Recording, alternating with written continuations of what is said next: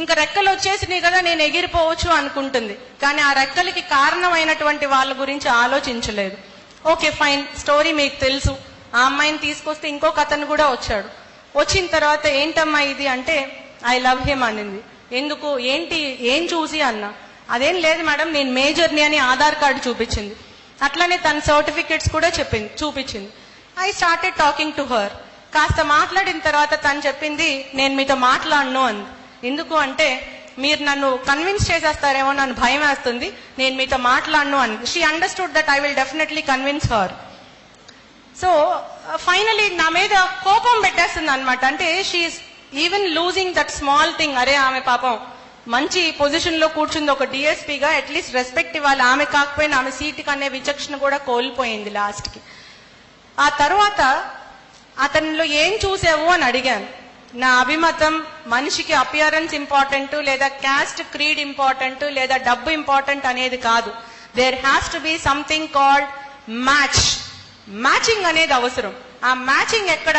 అందంలో, ఆలోచనలో, డబ్బులో, హోదాలో అవసరం లేదు.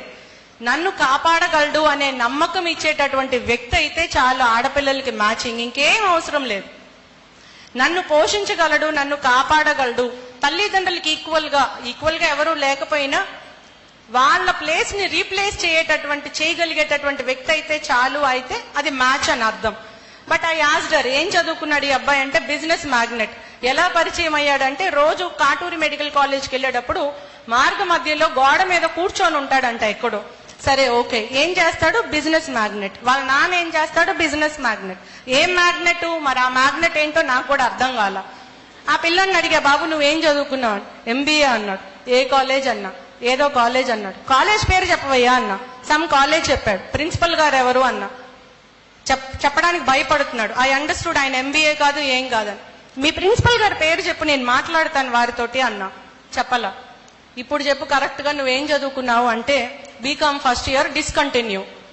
మరి ఆ అమ్మాయిని అడిగాను, బిజినెస్ మ్యాగ్నెట్ అన్నావు కదమ్మా అని. ఓకే మేడం, అయితే ఏంటి అంది నన్ను. Finally I asked about his father. మీ నాన్న ఎక్కడ బిజినెస్ మ్యాగ్నెట్, ఏం బిజినెస్ చేస్తాడు అంటే అతనికి పాపం కళ్ళు కనిపించు, ఇంట్లో ఒక పేషెంట్ అతను. ఫైనల్ గా మా టైప్ ఆఫ్ ఇంట్రాగేషన్ చేస్తే తెలిసింది ఏంటంటే totally that fellow has cheated her. ఆ అమ్మాయిని అడిగాను, చూస్తే కూడా తెలిసిపోతుంది అతను స్మోక్ చేస్తాడని, పాన్ పరాగులు అవి తింటాడని కూడా తెలిసిపోతుంది కదమ్మా. మరి ఇట్లాంటి అతన్ని నువ్వు మెడికల్ కాలేజీలో థర్డ్ ఇయర్ ఎంబీబీఎస్ చదువుతున్నావు, నువ్వు ఎట్లాగా అంటే నాకు అతన్ని బాగు చేసుకునేటటువంటి కెపాసిటీ ఉంది, నమ్మకం ఉంది మేడం అంది. అబ్బో చాలా గ్రేట్. అంటే సినిమాలో హీరోయిన్స్ చెప్తారు కదా, అదే నిజం అనుకునేటటువంటి స్టేజ్ లో తను ఉంది. చాలా గ్రేట్, మంచిదమ్మా, నీ నమ్మకాన్ని నేను ఎక్కడ వమ్ముపరచను. ఫైన్. సరే, ఇప్పుడు ఏం చూసి వెంటనే నీ తల్లిదండ్రుల్ని వదిలేసి అతనితో వెళ్ళిపోతావు అంటే నేను మేజర్ని మేడం, మీరు నన్ను ప్రశ్నించే హక్కు మీకు ఎక్కడుంది, నేను కోర్టులో ఫైల్ చేస్తాను, అది ఇదని కొంచెం గట్టిగా మాట్లాడింది. అంటే చదువుకుంటుంది కదా, అందుకోసమే. I asked her only one question. రాజ్యాంగము నీకు 18 సంవత్సరాలు వచ్చింది కాబట్టి నీ నిర్ణయం నువ్వు తీసుకునే హక్కు నీకు ఇచ్చింది, తప్పు లేదు. నువ్వు ఎవరికి ఓటేస్తావో ఆ హక్కు నీకు ఇచ్చింది, తప్పు లేదు. నువ్వు ఎవరితో లైఫ్ షేర్ చేసుకుంటావో ఆ హక్కు నీకు ఇచ్చింది, తప్పు లేదు. నువ్వేం చదువుకోవాలనుకుంటున్నావో, ఏ ఉద్యోగం చేయాలనుకున్నావో ఆ హక్కు కూడా నీకు ఇచ్చింది రాజ్యాంగం, తప్పు లేదు. కానీ తల్లిదండ్రుల్ని చీట్ చేయొచ్చు, వాళ్ళ గుండెల మీద తన్ని నువ్వు ఎవరితో అయినా వాళ్ళతో వెళ్ళిపోవచ్చు. వాళ్ళ నమ్మకాన్ని కాల రాసేటటువంటి హక్కు ఏ రాజ్యాంగంలో ఇచ్చింది అని అడిగాను. ఆన్సర్ లేదు. Go now you fight any court of law, నీకు ఇష్టమైన కోర్టులో నువ్వు ఫైల్ చేయి. నేను పర్సనల్ గా అపియర్ అయ్యి అదే కోర్టు జడ్జి గారికి చెప్తాను ఏ హక్కు రాజ్యాంగాన్ని తల్లిదండ్రుల్ని మోసం చేసేటటువంటి హక్కు ఏ ఆర్టికల్ కింద ఇచ్చింది అని అడుగుతాను. Now you go and file the suit అని అన్నాను. Then she started crying. I'm very sorry అని చెప్పింది. ఈ సారీ నువ్వు నాకు కాదు చెప్పాల్సింది, నీ మీద నమ్మకం పెట్టుకొని నీ తల్లిదండ్రులకు చెప్పు. బికాస్ వాళ్ళ పేరెంట్స్ చెప్తున్నారు ఎంత కష్టపడి ఆ అమ్మాయిని చదివించారు అని. ఇంట్లో 4 పిల్లలు ఉంటే ఈ అమ్మాయి ఒక్కతే ఎంబీబీఎస్ చదువుతుంది. దానికోసం ఆ అమ్మాయి కోసం వాళ్ళందరూ ఒక రూమ్ లో ఉండి ఈ అమ్మాయి ఒక్కదాని కోసం ఒక రూమ్ ఇచ్చారంట. బికాస్ పెద్ద చదువు చదువుతుంది కాబట్టి. తన కోసం సెపరేట్ బెడ్, తన కోసం రీసెంట్ గా ఏసీ పెట్టించారు. And now since she is coming out after completion of her MBBS and she can earn her own money, she got independence or freedom to go away from that family. ఎందుకు వెళ్ళిపోవాలనుకుంటున్నావు అంటే ఆ ఇల్లు చాలా ఇరుగ్గా ఉంది, నాకు వాళ్ళని చూస్తేనే అసహ్యంగా ఉంది, ఎంతసేపు గొడవలు, తినటానికి తిండి కూడా లేదు. ఇదే answer. Who gave, which constitution gave that right? I really don't understand. ఒక్కసారి నేను నీకు ఇష్టమైనటువంటి కోర్టులో నువ్వు ఫైల్ చేసుకో, ఆ కోర్టులో ఉన్నటువంటి జడ్జి గారికి కూడా పిల్లలు ఉన్నారు, ఆ పిల్లలు కూడా నీలాగే నాకు రాజ్యాంగం హక్కు ఇచ్చింది అంటే ఆయన మనసులో వచ్చేటటువంటి ఆలోచన కూడా ఇదే. ఏ రాజ్యాంగం కూడా తల్లిదండ్రుల ఆలోచనల్ని, వాళ్ళు మన మీద పెట్టుకున్నటువంటి నమ్మకాన్ని కాల రాసేటటువంటి హక్కు ఇవ్వదు, ఇవ్వలేదు కూడా. Now it is our duty to again think that ఏ రాజ్యాంగంలో అయితే హక్కులు ఇచ్చారో, ప్రాథమిక హక్కులు, ఫండమెంటల్ రైట్స్ అనేవి పొందుపరిచి ఉన్నాయో, అదే రాజ్యాంగంలో పక్క చాప్టర్ లోనే ఇంకొకటి ఇచ్చారు. ఏంటది?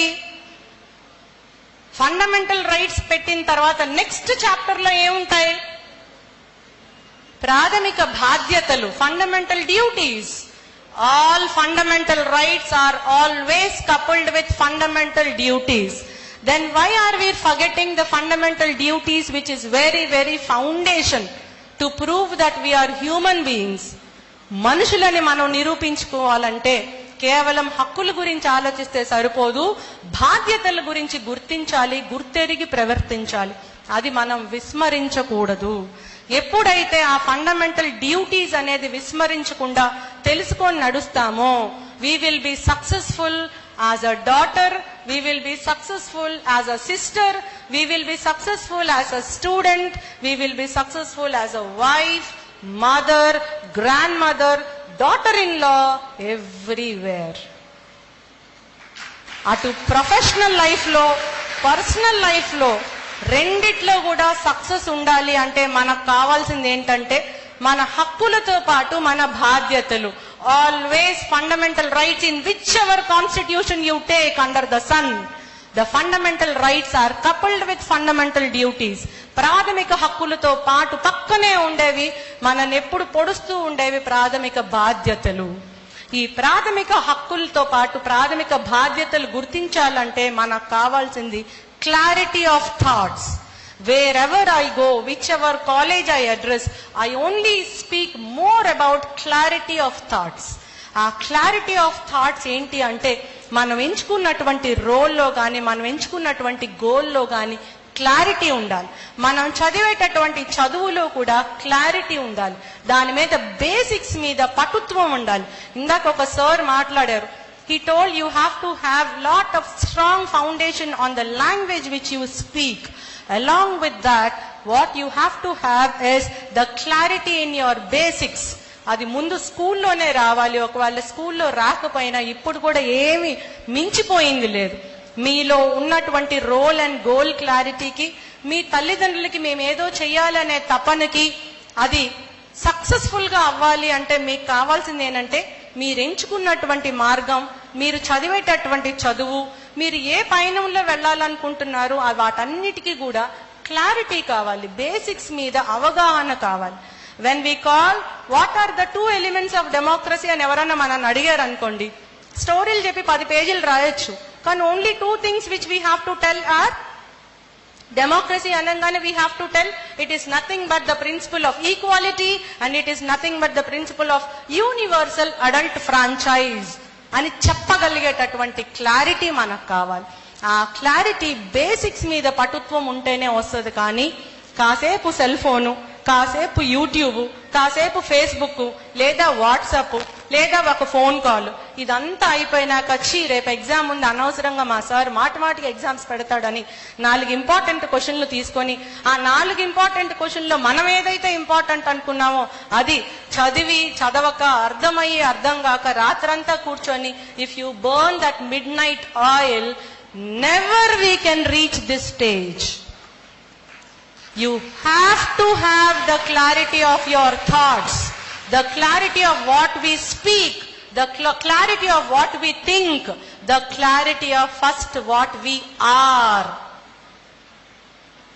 కూతురుగా నా రోల్ క్లారిటీ ఏంటి, అక్కగా నాకున్నటువంటి క్లారిటీ, నా బాధ్యత ఏంటి, ఒక స్టూడెంట్ గా నా బాధ్యత ఏంటి, ఇంత మంచి హాస్టల్లో ఒక వార్డుగా ఉన్నా నేను నేను ఏ విధంగా ప్రవర్తించాలి, ఏ విధంగా చదువుకోవాలి, ఎలా సక్సెస్ అవ్వాలి, ఏ విధంగా నేను నడవాలి, ఆలోచించాలి, తోటి వాళ్ళతో ఎట్లా మెలగాలి, వీటన్నిటిలో క్లారిటీ ఉండాలి. That is called as role clarity. I always speak about it wherever I go because I believe in letter and spirit. I was sitting there, my son was calling me. ఏదో ఫంక్షన్కి వెళ్ళాడు, 7th class పిల్లోడు, వాళ్ళ friend birthday party ఉంది. I cannot do away with that responsibility because I am a mother to him. నేను additional superintendent of police అంటే it is nothing for him. I am only mother to him. So phone మాట్లాడుతుంటే phone lift చేశాను, చేసి నువ్వు ముందు రెడీగా ఉండు, తర్వాత కార్ వస్తుంది తీసుకొని వెళ్తారు. I have to do that. I can't do away with that role because I'm a mother. I have to discharge that duty. మా ఫాదర్ కాల్ చేసి నేను నైట్ వెళ్ళాలి, టికెట్ బుక్ చేసావా అని అడిగారు. ఇంకో కాల్ ఇందాక చేశానని చెప్పాను. It is my duty. అరే నేను ఇక్కడ పెద్ద వేదికలో ఉన్నాను, పెద్ద మనుషులు పక్కన ఉన్నాను అంటే అయితే ఏంటి? It is nothing to do. You are sitting here, you have to discharge all roles. అందున ఆడపిల్లలకి ఇంకా అద్భుతమైన స్థానం మనకి ఇచ్చారు. ఎందుకు అంటే మనం అన్ని రోల్స్ ని ఈక్వల్ గా చిరునవ్వుతోటి చేస్తాము అనే నమ్మకం సమాజానికి ఉంది, భగవంతుడికి ఉంది. అందుకే ఇంత వండర్ఫుల్ కలర్ఫుల్ లైఫ్ ని, అంత రెస్పెక్టబుల్ పొజిషన్ ని సమాజంలో మనకి మహిళలకి మాత్రమే ఇచ్చారు. సార్ మీరు ఎవరు ఫీల్ అవుతారు?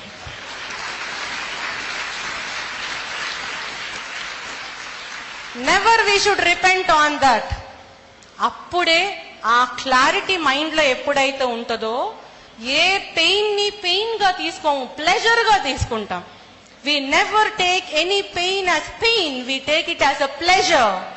Only pain which is pleasurable for a lady is while she is giving birth or while she is feeding her baby. అది మహిళకు ఉన్నటువంటి లక్షణం. అప్పుడు కావాలంటే రాదు, ఇప్పటి నుంచే రావాలి.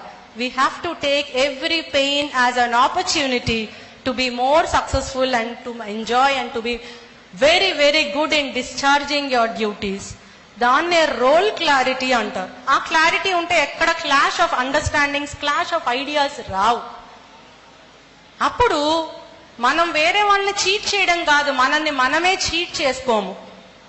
Whenever you can give your cell phone without your password to your mother or brother, it means that you are not cheating yourself. ఎప్పుడైతే మన సెల్ ఫోన్ మన తల్లిదండ్రులకు కానీ, తమ్ముళ్ళకు కానీ, లేకపోతే టీచర్కి కానీ పాస్వర్డ్ లేకుండా ధైర్యంగా ఇవ్వగలమో అప్పుడు మనకి క్లారిటీ ఆఫ్ థాట్ ఉన్నట్టే. అవునా కాదా? How many of us can give like that? Oh, wonderful. Share chat.